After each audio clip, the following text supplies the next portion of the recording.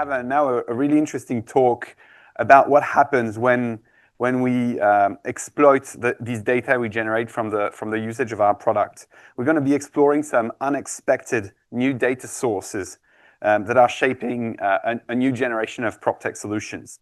So I'm going to be joined on stage by AJ, who's the CEO of RESO, a digital offer, and he is himself a 3 times finalist of the PropTech Leader of the Year and 3 times finalist as well of Executive of the Year. He'll be in a conversation with Josh Callaghan, CEO of Little Hinges, Mark Macduffie, Chief Optimist and also CEO of Downsizer.com and blogbuilder.com, and finally Lisa Jennings, CFO at Cotality. Thank you very much. Thank you.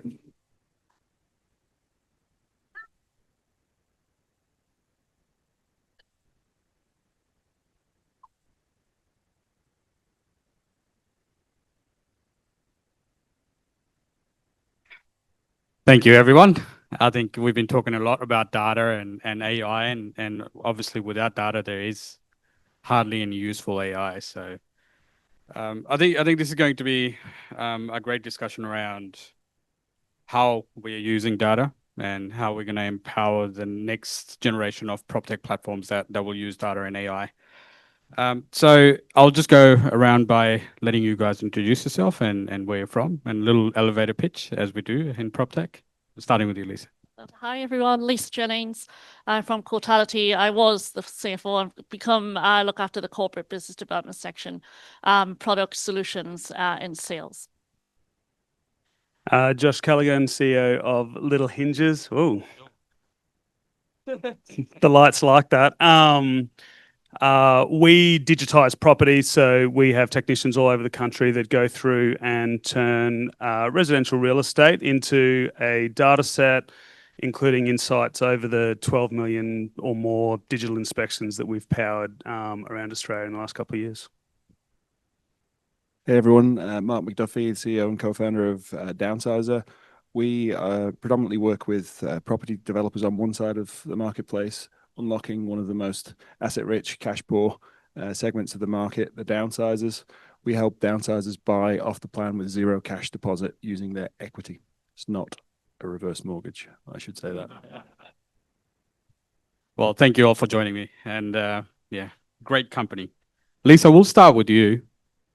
So how do you take raw information and turn it into something useful and not just more noise?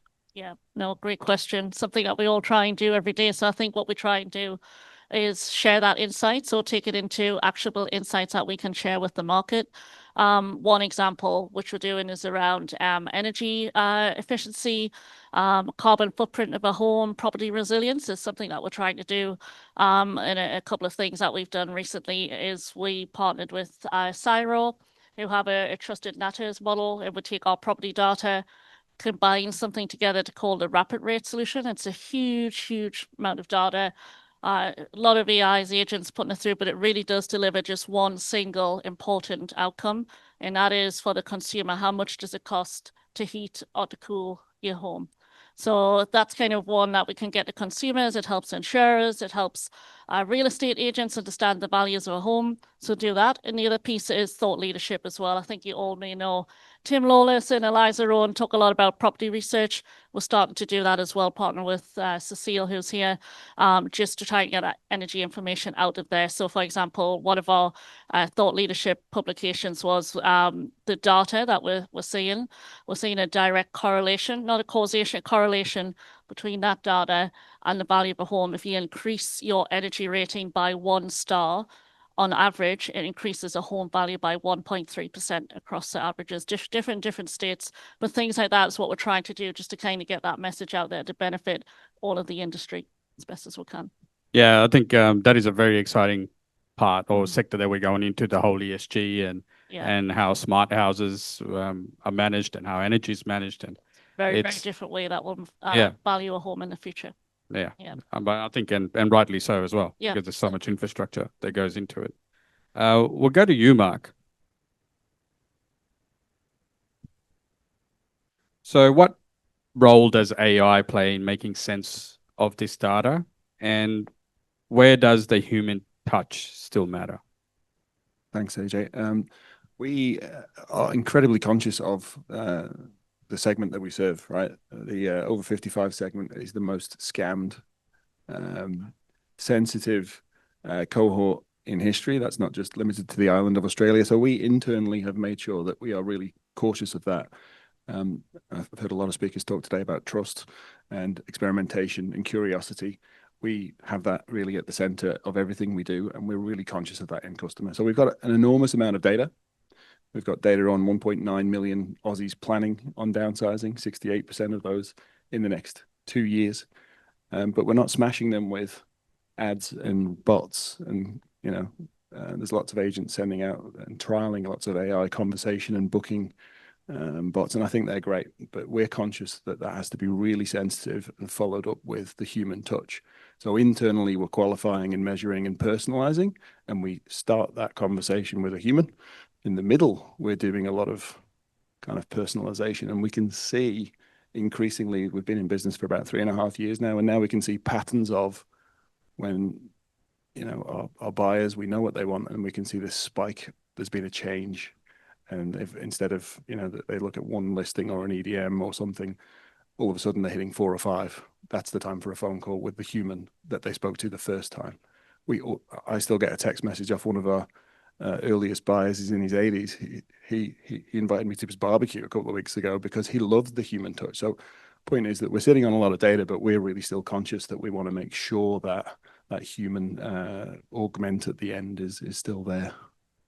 So yeah, specifically for your target audience, I guess being the over 50 to over 55, it'll be interesting to see what their adoption for technology or interacting with AI would be. So the personal touch is obviously doing the trick for you. So AI is not to be used in every scenario, I guess. We're as I said, we're curious. We also experimented a lot with large learning models, but we've made sure that, as we were saying early on, the SLMs for us are more specific, and we're now looking at those. We will likely roll out bots to book appointments, but I want to augment that with some of the more empathetic questions that our back office ask. Right? We almost had a league table. We did have a league table in one state where we could see what the drivers were, and the top reason was hip replacement. Which is bizarre, right? You don't get that from an agent that calls you and says, is it a 2-bedroom, a 3-bedroom, a 4-bedroom? It's like, it's more empathetic. What are you going through? What's the human trigger for this? So I think it will get there for us, definitely, but we're just more cautious. Cautious is good. So to you, Josh, Little Hinges, you've obviously got a whole set of data around properties and all the maintenance of the properties and internals of the properties. So how's new data helping you guys, and how's this data helping you to enable AI within Little Hinges? Yeah, well, there's probably a couple of ways to answer that, but I think the big key is always paying attention or focusing on the business use case or the end customer goal. So, we see our data set is very unique. I can tell you how many doorknobs and what type are in the properties that we've captured, and so that starts enabling things like, we automate the population of depreciation schedules, for example, where it's fully stamped. You can send it to the ATO and get your return. Obviously, that'll feed in the near future to energy efficiency and some of the things that are happening there. But we see it even beyond that when it comes to, my family and I are in the midst of looking to move property, and my role in that is still really active. I've got to set up these search parameters that then delivers me, here's 1 new property or here's 2 new properties. And then I've got to go and match all of that and work out, is this right for me or is this not right for me? This is where AI starts to be able to take what these new data sets and start to understand, well, actually out of the 12 million digital inspections that we've been able to facilitate over the last couple of years, how do people actually use space and what parts of space are important to them? But then more personalized to me, how does Josh use space? And of the ones that he's spending more time on, are they ones that on average have higher ceiling heights, or are they ones that are more carpeted, or are there ones, does he have a preference towards open plan living, and so that it takes the activity of having to do the matching away from me manually going through and swiping photos into people, agents and platforms being able to actually serve me what I want. So that's what new data, that's an example, I guess, of that's our new data, but there's a heap of new data coming to market that just allows for the end user to have such a more personalized and improve the experience of real estate more generally. So end user, obviously the consumer that's using your platform.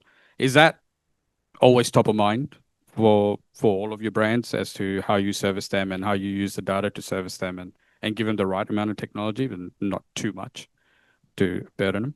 Yeah, it definitely drives us. Yeah, absolutely. I think whether the end user is the agent, whether the end user is the consumer, or whoever it is, it absolutely drives us. If it's not for them, it's purposeless. It's, like someone said earlier, it's a hammer looking for a nail.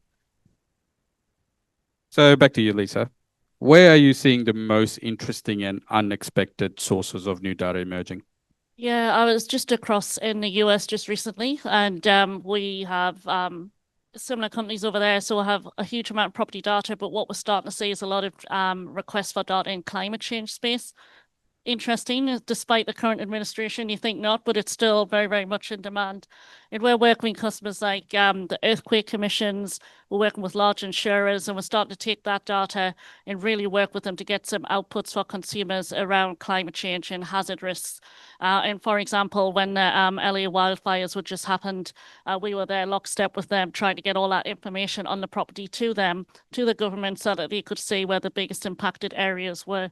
And we partner with San Diego University, which is really prominent in climate change. And one thing that they're trying to do, so they have all the data around earthquakes. So they can see the earthquake, they know when it's going to happen, they know the impact it's going to have, the size and the scale. And they can't stop it happening, certainly not yet anyway. But what we partner with them on is something called 1 minute time to impact. And what that is to give as much time to the impacted areas as much as possible. In 1 minute can really change many, many lives. And what that means is you have 1 minute notice and you're prepared.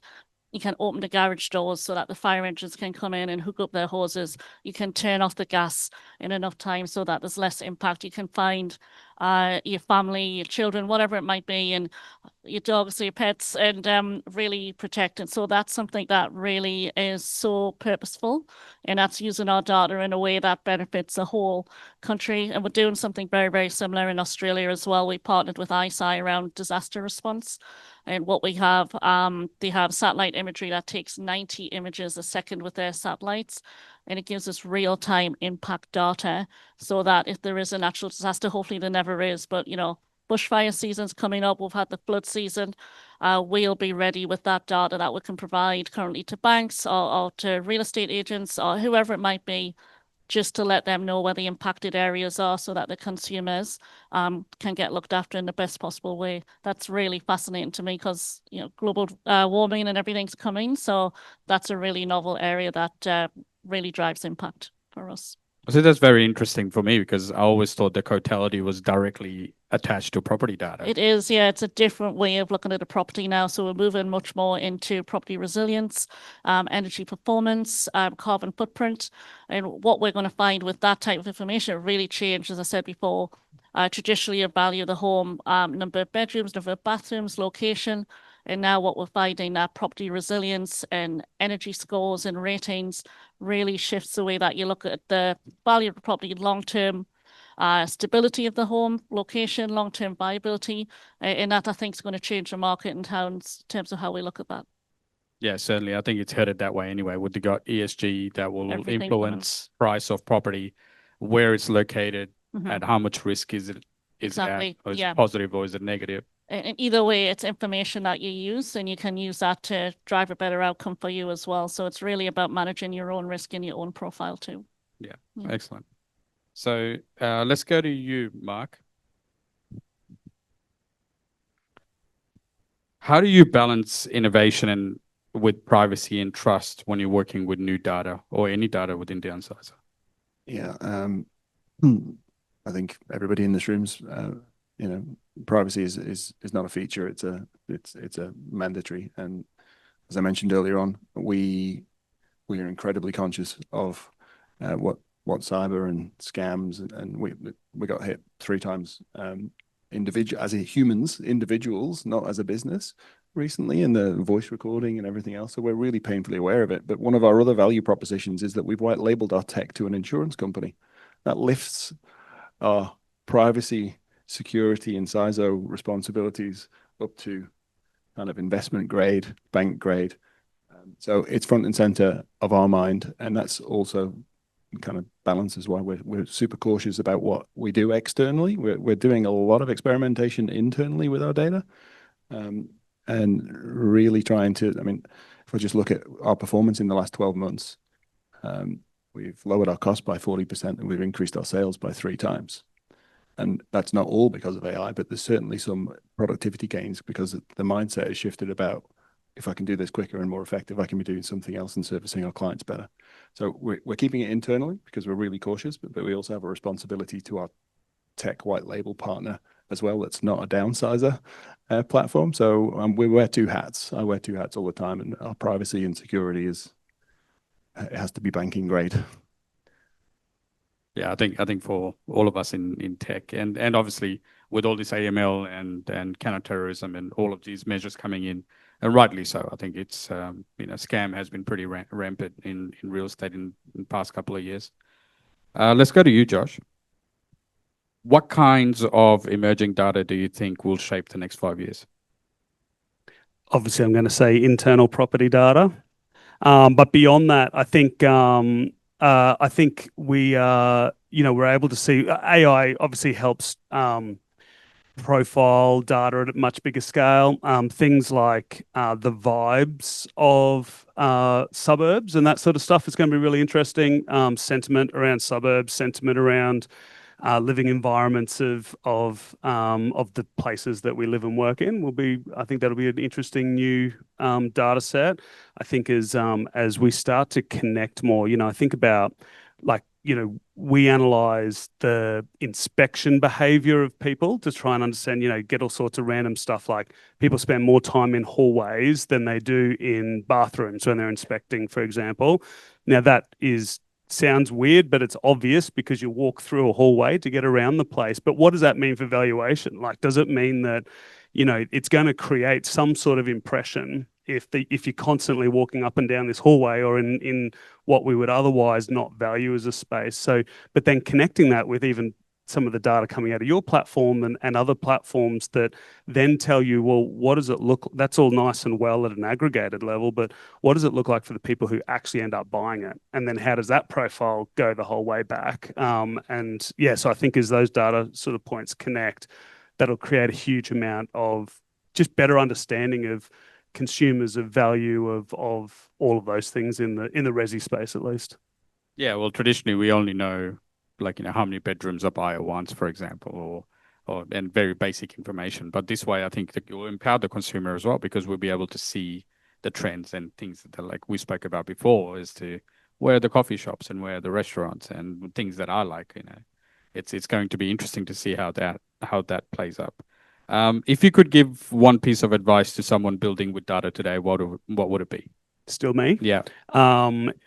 Just start with the customer. It's got to be for a purpose or a business case. And I think that's been a theme that's come through a few times today, is that this isn't an end to itself, like AI and new data. It's only useful if it's actually used for a purpose. And so just start there and then work back.